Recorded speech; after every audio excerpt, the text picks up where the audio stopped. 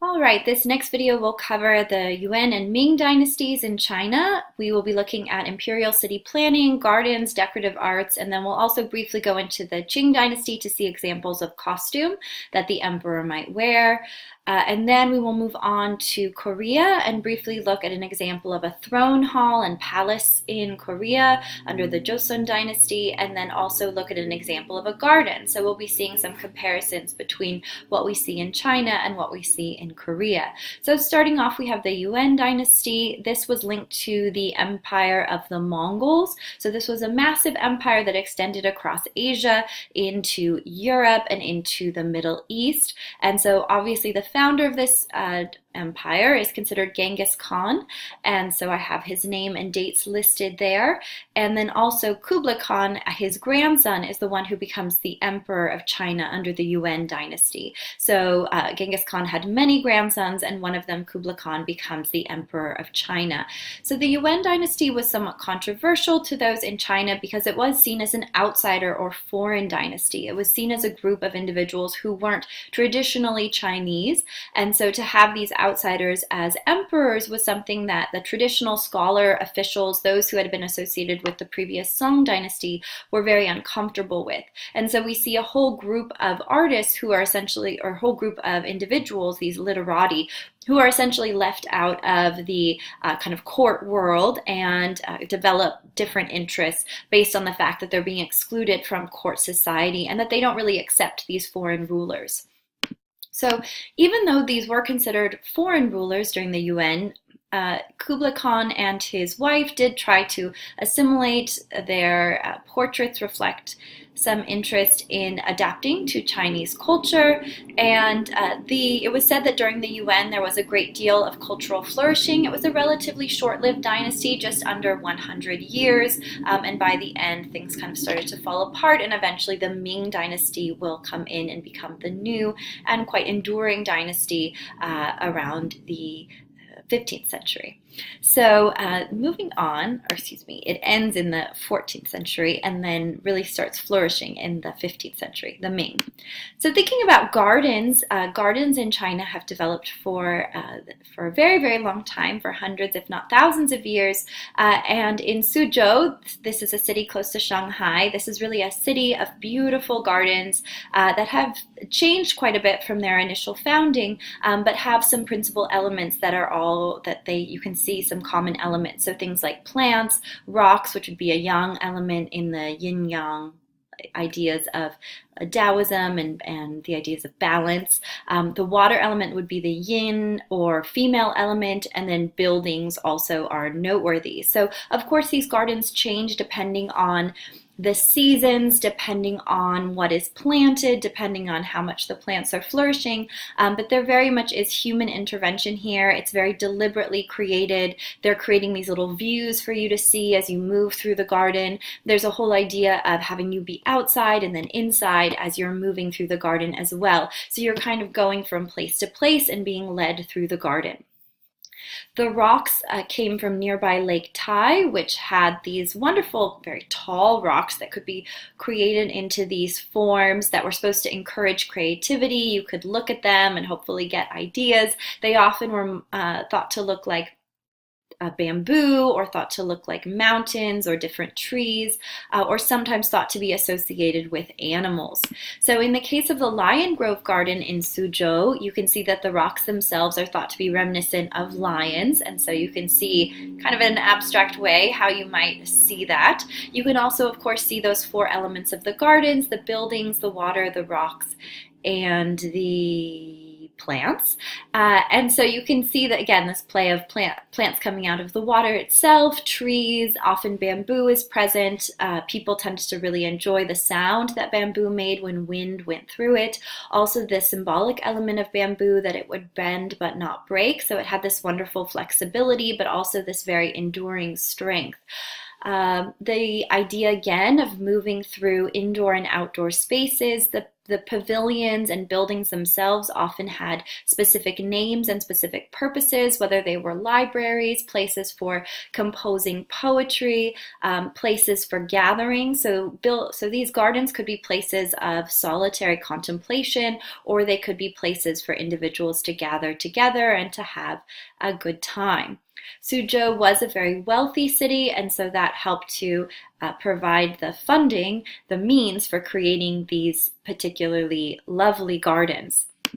Some of the elements we'll often see in a Chinese garden are elements like the moon bridge, where we see that allusion to the circular form that's connected to the heavens in the symbols that we often see in China. Here are some examples of moon gates. Again, this idea of moving through circular forms, but also creating these framed views. One of the most wonderful things about visiting a Chinese garden, if you've ever done so, one of the things that I like about Chinese gardens is that you're often encouraged to keep moving through them, because you'll catch these glimpses, you'll catch these kind of looks of these, or these kind of brief glimpses of something that's really beautiful, and it keeps you moving through the garden. So you'll see a glimpse of a pond or a glimpse of a pavilion, and then you want to reach that pavilion, so you keep moving through the garden.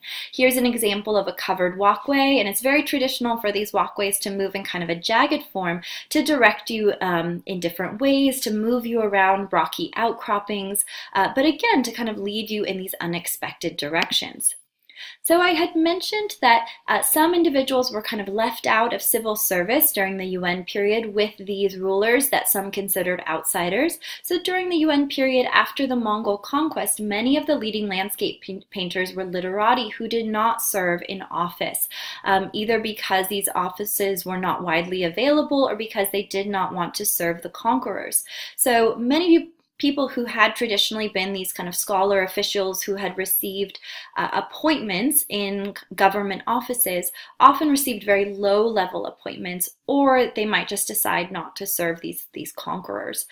So here's an example of the kind of literati painting that we might encounter. This is by Wu Zhen. This was called Poetic Feeling in a Thatched Pavilion. You can see individuals gathered in a very kind of humble structure, surrounded by trees, surrounded by those kind of top-heavy rocks that we might encounter in a traditional Chinese garden around this time. But really, these paintings were more about individual expression and less about kind of the truth of nature. So a clear change from what we saw during the Song Dynasty period. One of the most famous literati painters was named Nizan.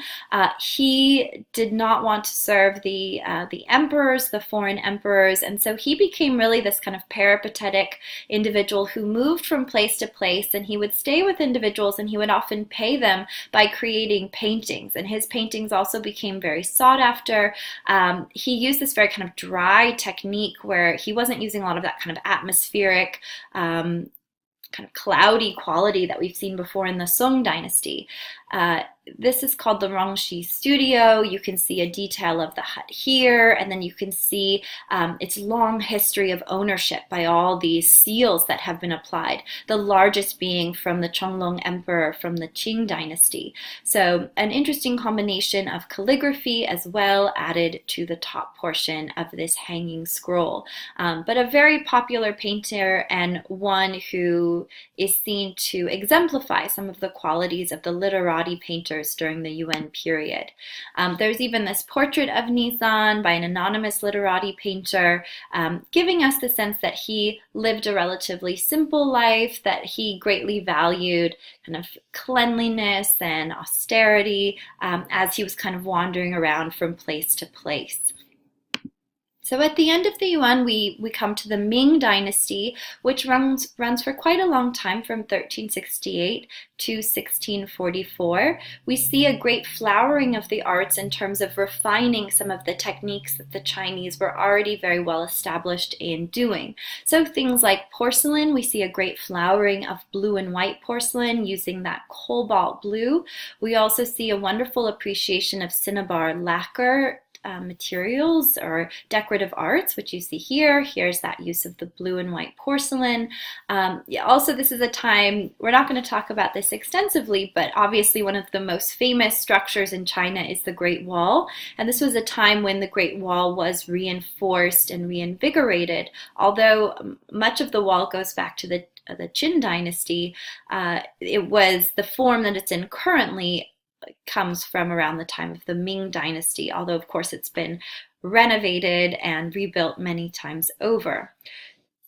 So we see some standardization around this time, but most famously we see the building of the Forbidden City. So this is this kind of square-shaped city where it's the residence of the emperor, the imperial family, and a major site of imperial administration.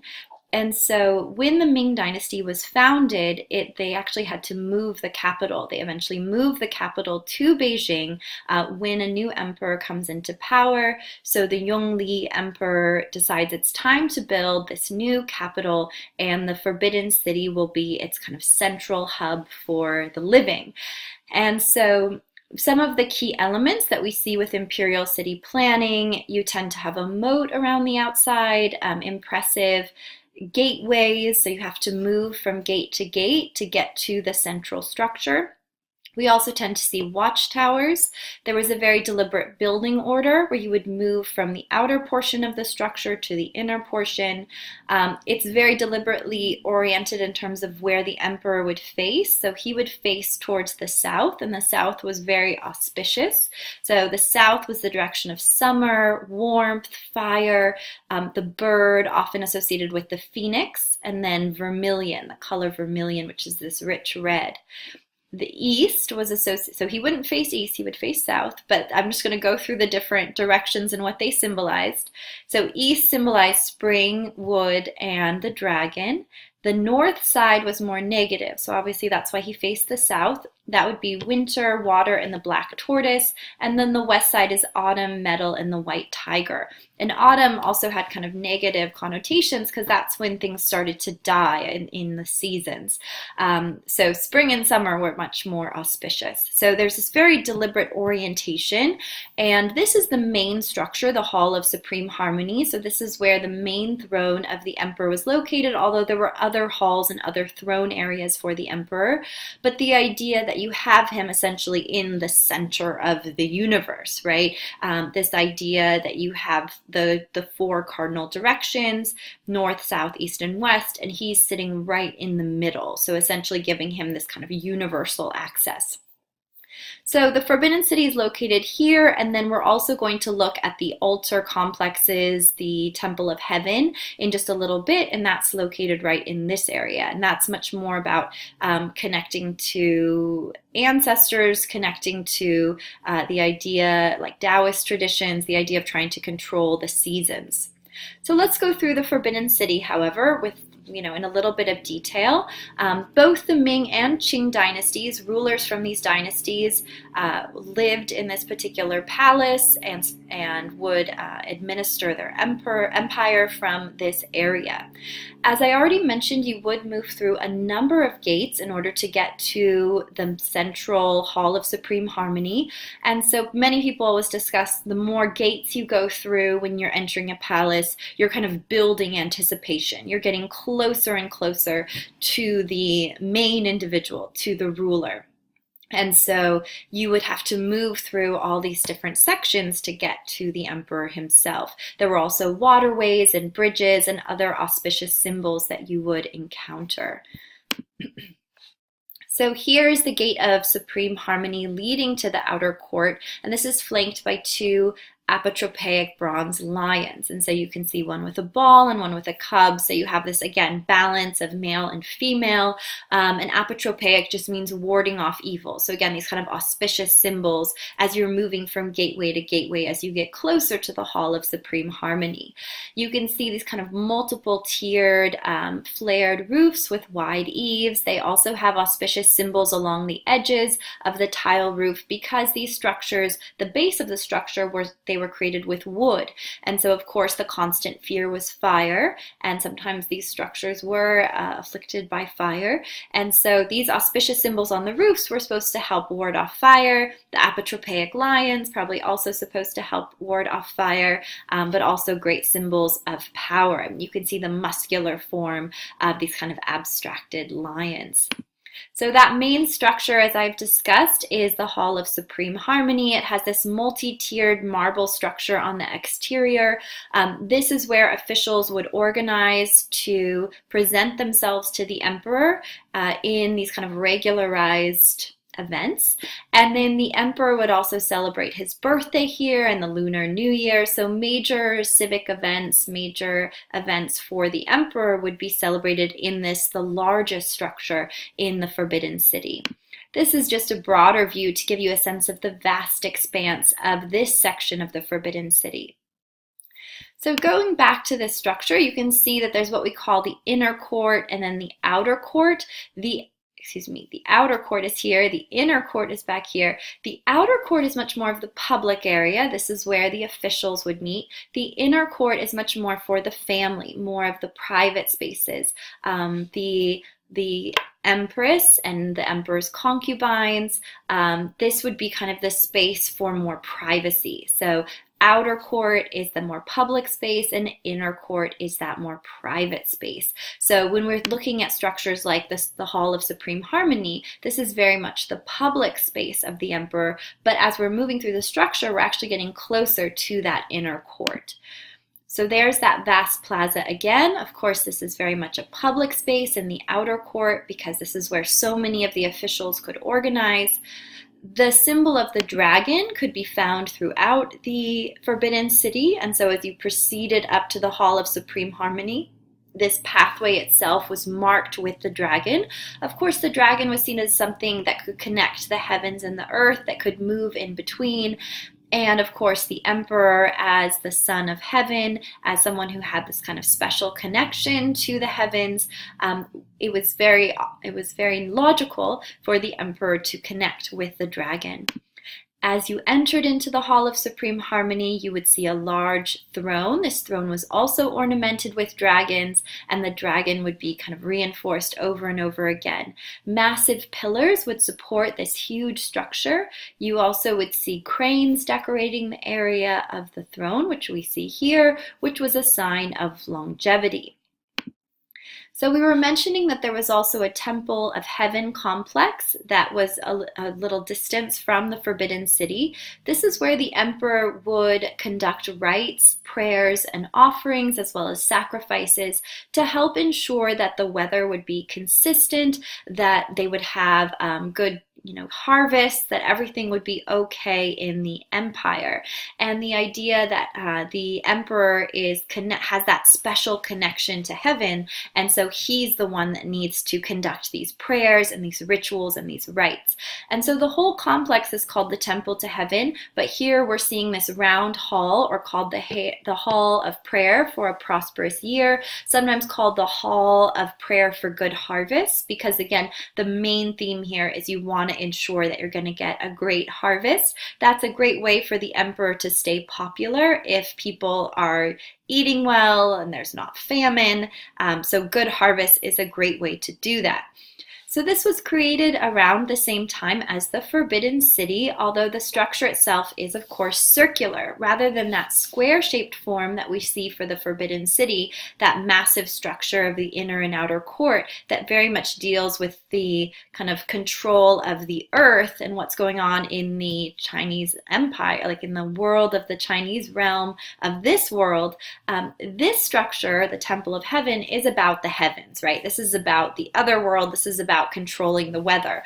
And so it's done as a circle because that connects to the heavens. So it's also using the color blue, which is also connected to the heavens. You can also see that massive gold finial at the top, the multi-tiered structure. You can also see a similar kind of these levels of balustrades moving up that is somewhat similar to the Hall of Supreme Harmony as well. So if you were seeing both, you would clearly see kind of that square shape in the Forbidden City and the circular shape in the Temple of Heaven.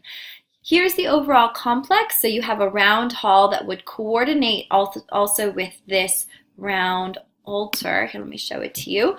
So you can see this temple complex. It's laid out on a north-south axis. Of course, everything faces south, just like the emperor would face south, which was much more auspicious, right? It's the direction of summer, fire, the bird, vermilion, much more positive than north, which was winter, water, and the black tortoise. So this was the altar over right here. So here you can just see kind of a cutaway view of some of the things that are happening here. Dragon and phoenix are also alluded to, that circular shape connecting to the sky and the blue, as we've already mentioned.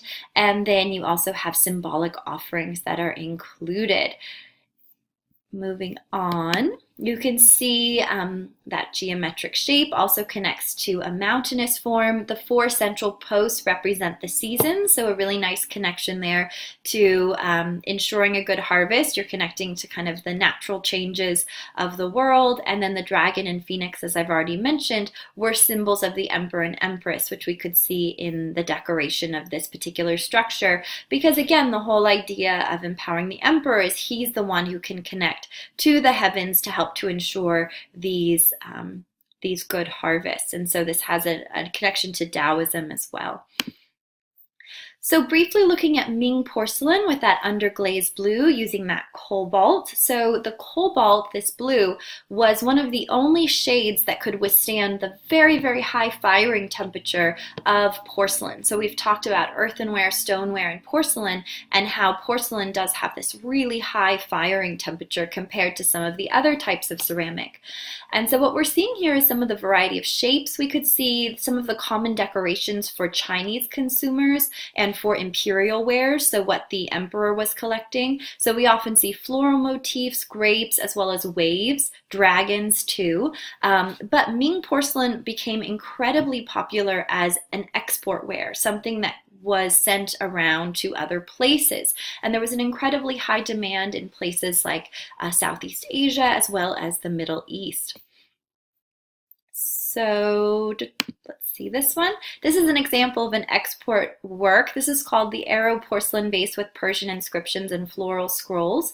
And so I think this one's an interesting example because it really shows us how they're trying to appeal to a foreign market. They're trying to think about how can we not only enjoy porcelain in our own territories, but also make money from it by sending it to other areas. And there were certain times when the porcelain wasn't traded, when it was kept in China, and trade was more restricted, but this is a time when the trade is very much ongoing. You can see that it includes the Persian inscription, "O beautiful, O powerful, none knows the extent and limits of thy power and majesty." These are probably inscriptions that the individuals who decorated the pottery may have seen on prints or may have seen in illustrated manuscripts, and then they essentially copied it, knowing that this would have been exported for a Persian collector or for a Persian market. So the major city where this porcelain was created was called Jingdezhen. You can see it here. They had a massive number of kilns, and mostly they were creating huge numbers of porcelain vessels for the emperor. So the emperor would sometimes order in excess of 100,000 pieces of this type of porcelain, and so it's just this huge number coming into the capital. And the porcelain is often marked with whoever the ruler is at the time. So for example, this particular porcelain plate with grape decoration and that underglazed blue, that cobalt that could withstand the high temperature, this has the reign of Xuandi included, or it has the mark on the back. So that makes it really convenient to figure out when these works were created. So just thinking about how the palace might have been decorated, what we would see as we move through the Forbidden City. We've already seen the thrones and some of the auspicious animals and symbols that were included. We could probably imagine a great deal of blue and white porcelain. But in addition to that, I mentioned that this red lacquer, this Cinnabar lacquer, was really perfected and refined during the Ming Dynasty. And so here we see a Cinnabar lacquer table with some decoration that is included under the reign of Xuandi, and you can see again dating from 1425 to 1435. You can see the inscription on the back. This table is now in the collection of the Victoria and Albert Museum in London.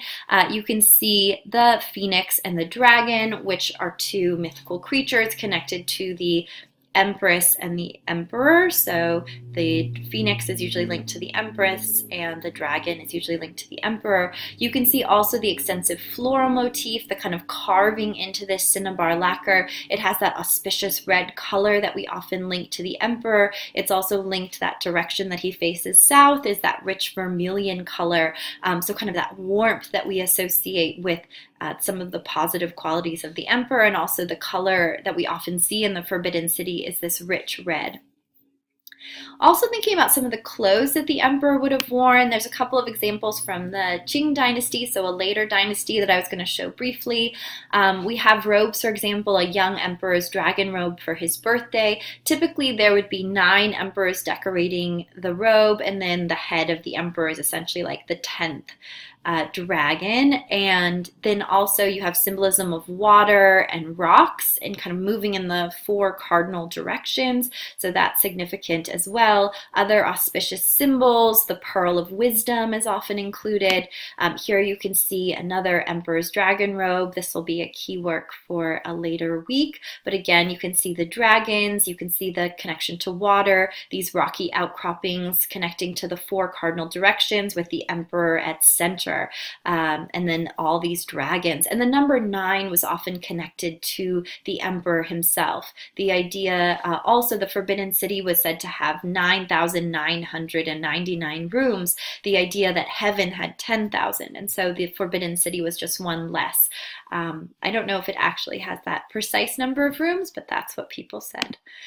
And then, of course, the emperor had a specific blue robe that he would wear when engaged in activities at that Temple of Heaven complex in order to ensure a good harvest.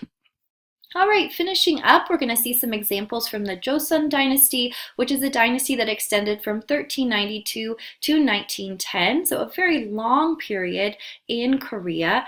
And it was also, there was a period where it was really considered a renaissance for Korea. So we're looking at the Injeongjeon Hall, which was the main throne hall of the Changdeok Palace, which is now in modern-day Seoul. It was originally built in 1405, so very early on in the Joseon Dynasty. However, it was periodically destroyed and restored, and so it was heavily damaged, but today you get a sense of the overall structure. You can see some similarities with China, the idea that you have these kind of stepped terraces leading up to the main throne hall, the idea of those multi-tiered roofs, tiling on the roof, and then wood in the overall structure. But some key differences relate to the colors that are used. So just giving you an overall view of the Changdeok Palace, and then you can see, so there's here.